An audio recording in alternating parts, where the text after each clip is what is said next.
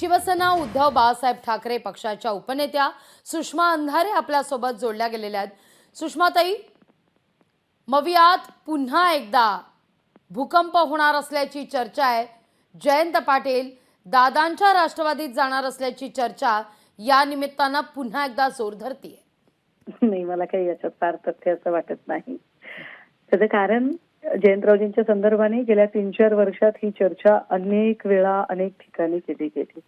मागच्या महिन्यामध्ये आपण सगळी माध्यमं त्यांची चर्चा ते भाजप सोबत जाणार अशी केली जात होती। आता ती चर्चा ते दादांसोबत जाणार अशी केली जाते। मला काही फार याच्यात तथ्य वाटत नाही।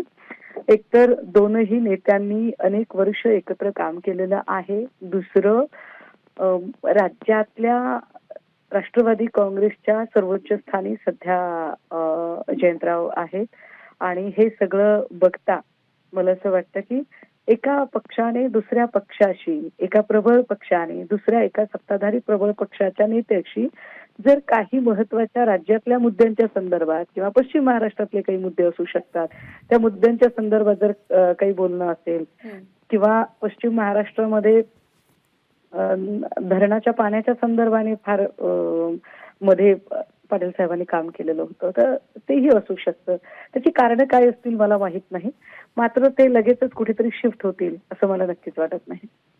सुषमाताई, पण असं म्हटलं जातं की आग लागल्याशिवाय काही धूर येत नाही आणि जयंत पाटलांच्या बाबतीत ही चर्चा आताच नाही तर गेल्या अनेक दिवसांपासून होते। मग सभागृहात एकनाथ शिंदेंनी केलेलं वक्तव्य असू दे किंवा जयंत पाटील स्वतःच सांगतायत माझ्यावर फार काही विश्वास ठेवू नका।